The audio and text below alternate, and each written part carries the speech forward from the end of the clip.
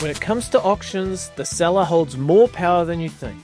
And the guy who really knows how to stack the deck, that would be Rob Tulp, friend of the show, and yes, for the second year in a row, named New Zealand's #1 auctioneer at the awards last week. Financial freedom faster. Financial freedom faster. Whether you're buying or selling, we are your unfair advantage in the New Zealand property game. Last week, more people watched this show than all other New Zealand property shows combined. Subscribe and get ahead. The auctioneer works for the vendor. We start by asking Rob what secrets he has to jacking up the price. Well, what we're trying to get, as we say, is that emotional premium. People might come through an auction during an open home and an agent might say, Andrew, where do you see it? And they'll give a price. The talk was always that buyers are liars. I say that buyers aren't liars. I just say that people will quote what they call a comfortable price, a logical price, a price with the head, not the heart. Yeah. Our job as auctioneers is to get them in, strap them in, and then try and get an emotional premium. So the way to do that, you're right, it is with momentum. And again, 2 bidders makes it easier than 1 bidder to obviously do that. So it's just a matter of starting at a level which is low enough to give people confidence. And then if you've ever bought anything on sites like Trade Me or eBay, after a while, it doesn't become about the product, it becomes me versus you. And so again, there's a concept here, I don't know if I'm overstepping the line here, called competitive arousal. Yeah. And it's from Harvard Business School. And that's where when people are faced with the threat of losing an item, then it's not about the item, it's about winning, saving face, all those sort of things. So a vendor bid is a bid on behalf of the sellers. An auctioneer can utilize that at any stages below the reserve price.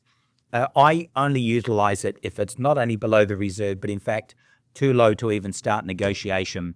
A vendor bid kind of eliminates everything that's already taken place. So if we've got a bid at a certain level and then we do a vendor bid above that, if no one else bids, in theory, the last bid that was placed before the vendor bid is also extinguished. So you're back to nothing.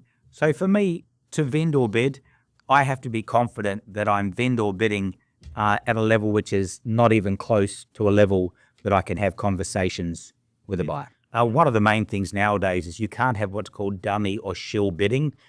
In the old days, back in the motherland, I could say, where you could actually bounce a bid off the tree, bounce a bid off maybe someone that's looking the other way. Those things are fully illegal now, and so they should be. And so as an auctioneer, I love the transparency, which is now part of legislation to say that any bid is genuine. If you're bidding on behalf of the seller, you have to disclose it by saying the words vendor bid. And so everything's above board, which is how it should be. So a lot of people say if the property gets passed in, does the highest bidder get the first right to negotiate? The answer is no. The Real Estate Institute of New Zealand's Code of Practice states that if we are instructed by the seller and the auction is passed in, we can offer the highest bidder the right to buy the property at the owner's reserve price, not the first right to negotiate. So that's actually a misconception. More so, if the auction pauses and we talk to the highest bidder, it can always be withdrawn. So tell us an interesting story from one of your recent auctions. So I had one earlier this year, and the funny thing, Andrew, is sometimes we get surprised ourselves. I had a client and we had probably about half a dozen parties that had shown interest in this property. The first auction, as it always does, it's like pulling teeth. And I think we got an opening bid around about a 1.1, and then I had to utilize a vendor bid 1.2, 1.3. The auction then stalled at 1.3, and when we stalled, the owner was looking for around about 1.4. The business owner had a word to me and the owners and said, I've just got a gut feeling about this property, because the buyer was trying to get us to give him a price that the auction would be stopped. Yeah. And the owners completely had faith in the client, and they said, what do you think? And she said, I think if we can get to 1.4 and get this on the market back in the room, there might be some fireworks. So what then happened was, in short story, we got that to 1.4, put it on the market, and then two people wanted it. What they did was that there was one gentleman standing at the back of the room just holding his hand up, and he wouldn't move. And so every time I looked back at him, it was one, and then one, and then one. But what he couldn't see is there was someone sitting right in front of me doing exactly the same thing. We do have scribes, and so the person writing down the bids, I think, completely had no chance of keeping up. It was all on camera. I haven't gone back, but there was something like 350 bids or something like that, maybe even more, of $1,000. Yeah. And we just went backwards. And so the end result was something that none of us saw. But it was through that process and the judgment of the business owner that got the result for the client. Yeah. So it was a team effort. Really? Always is. Yeah. It's a team sport. An interesting twist with that story as well was that the family at the front, there was actually the gentleman who was bidding, and then he said, stop. And then what happens in most households, same as my own, she took over. So as I say, we bid and they buy. Yeah. And she just kept on bidding, and that's actually what ended up happening. She ended up securing the property, and I don't know if they're still together. If not, I've now got two houses, so they're both well accommodated. Yeah, that's what happens all the time. Yeah, well, from an auctioneer's point of view, you did the job, and you worked well as a team with the agent and the seller, and Got the result. Auction does carry with it extra costs and risks. Each property and each situation has its merits. Like, why do so many properties, especially in Auckland, go to auction as opposed to negotiation? Sure. Well, I think one thing is that there's still more negotiation properties than auction, but auction is a major part of what we call a stage one strategy. When somebody puts their house on the market with an agent, they're giving them 90 days to get a result. An auction takes about 1/3 of that. So what we say to our clients, and our clients say it to the vendors, is that we don't stop conditional buyers coming and looking at your property. But if they want to buy it and unconditional buyers want to buy it, what we do is we give the unconditional buyers a 15-minute head start. It's called the auction. So therefore, there's no pressure on a seller. There's no pressure to accept the best they get. All we're saying is, if you had the choice, would you rather sell it unconditionally or conditionally? The answer is always unconditionally. Well, let's just deal with those people first. It's not so much a risk because, again, it used to be that there was a pressure on people to either get the result under the hammer or it failed. We totally disagree with that. What I try and do is get our clients to at least try and get an unconditional bidder. And our job is to bring the market to the owner, and then essentially the owner can decide if they want to take it or if they want to go to the next stage of the process, which is then to deal with the conditional buyers. And either way, we don't have any issue with that whatsoever. So auction's a good way for a bit of a sales pitch to find out what the market will pay before you say what you'll accept. Again, deal with those unconditional buyers before you move to the conditional. And I always say to people, if you didn't have a deadline, when would you pay your mobile phone bill? And the answer is when it gets embarrassing. Yeah. So that's why we have a deadline, no price, unconditional first. Being an independent auctioneer, we deal with different clients where they have different preferences. Some clients that I deal with, clients being real estate agencies and offices, they like the owner to be in the room to see it firsthand. Other times they prefer the owner to be in another room listening in. The main thing for me is when an auction pauses, I need to be able to have a confidential conversation with the sellers away from the auction room.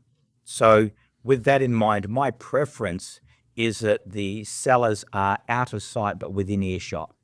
Nowadays, we live stream all of our auctions. So sometimes, and again, this is what happened on the weekend, is I had the sellers who were elderly in another room of their house with their children watching the auction on laptops, even though they could have just opened the door and heard me 20 meters away, but they chose to close the door, watch online. Yeah, takes away the body language, the facial expressions. And again, when we're dealing with people, we can't always judge the rest of the world as we see it ourselves. And so sometimes people haven't bought or sold for 10 or 20 or 30 or 40 years. My oldest clients over the last 12 months, I think the gentleman was 104 and his wife was quite sprightly 97. So again, we're happy that they are not in the room seeing the bidders, but also being seen themselves. So we can make sure they're in a nice, comfortable, safe environment that we can then look after them and help them in. All right. So how do you make decisions on whether to have an on-site auction or at a central location? Yeah, well, actually, there's a third option nowadays because of COVID, and I did one On the live. Well, I actually did one on Monday night. So last night, I actually did that from the comfort of my lounge room in my slippers. Yeah. So the top half was business and the bottom half was leisure. Yeah. So you can have nowadays online, you can have in rooms, or you can have it on site. My own personal opinion is that we don't turn up to give any client a bad experience. So if we turn up online, in rooms, on site, we turn up to give them a world-class experience. So therefore, from an agent's point of view, on that actual time, that 20 minutes, half an hour of auction time, they turn from agent to host. And the host should then give everyone a great experience, whether they be buying, selling, or looking. And so given that, a good on-site, I think things to be careful of. If it's a driveway, which is maybe a steep driveway, maybe there's been some rain or drizzle, maybe people might potentially slip over or fall. If they can't park out the front because there's yellow lines, if you've got the neighbors next door that enjoy their Saturday afternoon barbecue and they like their music full blast, then that might detract from the experience of buying the house. And so again, from that point of view, you can take those elements, the weather as well, out of play. Conversely, if you've got a property with a lovely view, I did an auction just recently in Piha, and the view is just to die for. So I appreciated that being on site.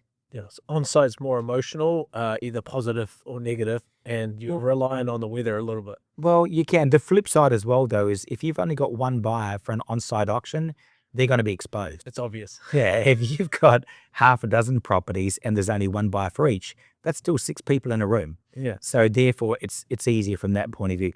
I don't personally have any opinion in rooms, on site. I prefer both of those to being online. I think online is very devoid of any emotion. So I would say go in rooms, go on site, make them both world class. This is the kind of insight most people only get by losing money or getting lucky. You've got Robert Tulp twice. Hit subscribe to stay sharp. You're watching Mortgage HQ, your unfair advantage in New Zealand property. Served daily, no fluff, no apologies.